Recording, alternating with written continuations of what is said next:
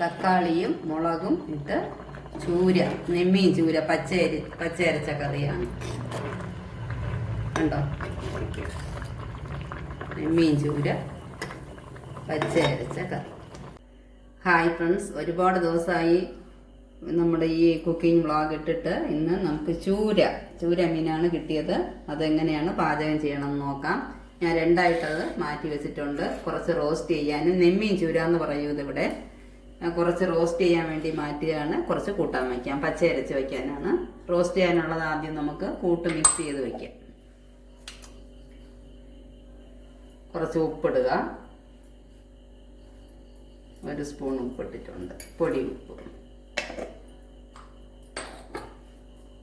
കുറച്ച് മഞ്ഞൾപ്പൊടി, വീട്ടിൽ പൊടിച്ച പൊടിയാണ്, നല്ല മഞ്ഞ, കുറച്ചിട്ടാലും നല്ല മഞ്ഞളുണ്ടാവും. മഞ്ഞൾപ്പൊടി ഇതിലും കൂടെ കുറച്ചിടാം കൂട്ടാൻ വയ്ക്കുന്നതിൽ. കുരുമുളക് പൊടി,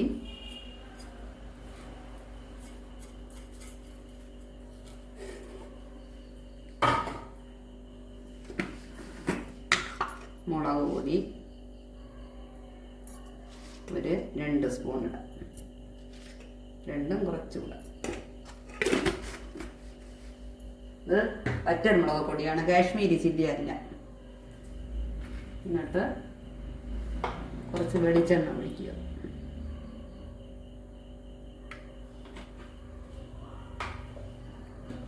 എന്നിട്ട് ഇത് നന്നായിട്ടൊന്ന് മിക്സ് ചെയ്ത് വെക്കണം.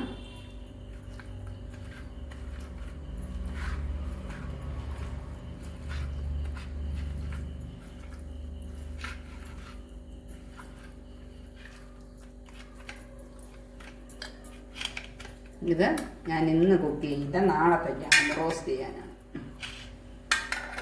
ഫ്രീസറിൽ വയ്ക്കും. ബാക്കി ഈ മീന് ഇതിൽ കുറച്ച് മഞ്ഞൾപ്പൊടി ഇട്ടിട്ടുണ്ട്, അല്പം പരലുപ്പിടും, ഒരു 1/2 സ്പൂൺ പരലുപ്പ്.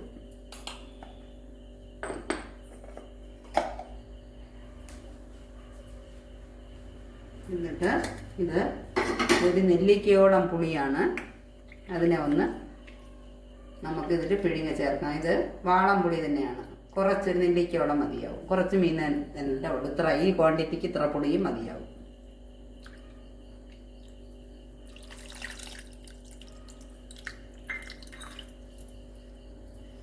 എന്നിട്ടിതിൽ ഈ ഒരു തക്കാളി, നാടൻ തക്കാളിയാണ്, ഇതിനെ ഒന്ന് ചെറുതായിട്ട് 8 കഷ്ണങ്ങളായിട്ട് മുറിച്ചതിലിടും. 2 പച്ചമുളക് ഇതും ഇതിൻ്റെ കൂടെ അരിഞ്ഞ് ചേർക്കും. പിന്നീട് തേങ്ങ, 1 പിടി തേങ്ങ, 4 വറ്റൽ മുളക് വെച്ചിട്ടുണ്ട്, വലിയ മുളക് എരിവുള്ളതാണ്, ഒരു 5 ചെറിയ ഉള്ളി. ഇത്രയാണ് ഇതിൻ്റെ കൂട്ട്. ഇതെങ്ങനെ അരയ്ക്കണം എന്ന് പറഞ്ഞാൽ, ഞാൻ മിക്സിയിലാണെങ്കിൽ ആദ്യം ഈ മുളക് പൊടിയാണെങ്കിൽ കുഴപ്പമില്ല, അല്ല ഈ മുളകാണെങ്കിൽ, മുഴുവൻ മുളകാണെങ്കിൽ ആദ്യം കുറച്ച് തേങ്ങയും ഈ മുളക് മുറിച്ചിട്ട് നന്നായിട്ടൊന്ന് അരയ്ക്കുക. അരച്ചിട്ട് ബാക്കി തേങ്ങയും അരച്ച് ഒടുവിൽ ഈ ഉള്ളിയെ ഒന്ന് ചെറുതായിട്ട് ഒരു ചുറ്റി എടുക്കണം. അങ്ങനെ ആകുമ്പോൾ നല്ല ഫൈനായിട്ട് അരയേണ്ട, അല്പ തരിതരായിട്ടാണ് അരച്ചെടുക്കേണ്ടത്. ഞാനിത് അമ്മിയിൽ കൊണ്ടുപോയി അരച്ചുകൊണ്ട് വന്ന ശേഷം കാണാം. ഇത് നമ്മൾ കുറച്ചിങ്ങനെ പിരിപിരായിട്ട് അരയ്ക്കണം. കുറച്ച് തരിതരിപ്പ് വേണം, നല്ല ഫൈനായിട്ട് അരയണ്ട. കൂട്ടുവെള്ളവും കൂടെ ചേർത്തെടുക്കുക.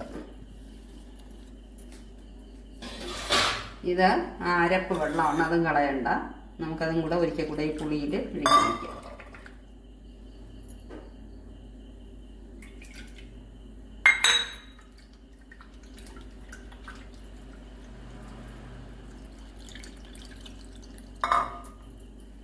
മുളക്, തക്കാളി അരിഞ്ഞത് നന്നായിട്ട് മിക്സ് ചെയ്യുക.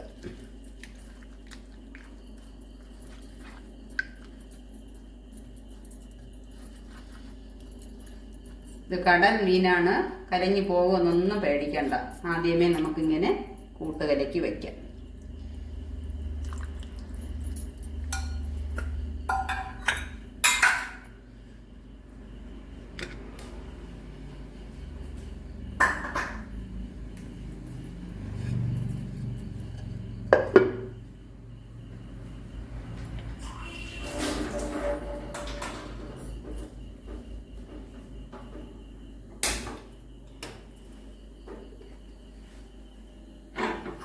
ഇത് ഒരു മീഡിയം ഫ്ലെയിമിൽ ഒരു 20 to 25 മിനിറ്റ് നന്നായിട്ടൊന്ന് വേകട്ടെ.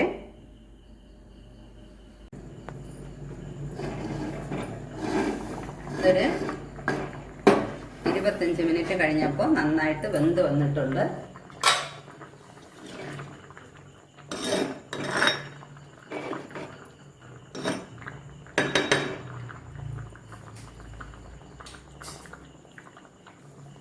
ഇനി നമുക്ക് ഫ്രഷ് കറി ലീവ്സ് 2 കൊത്ത് ഇടാം.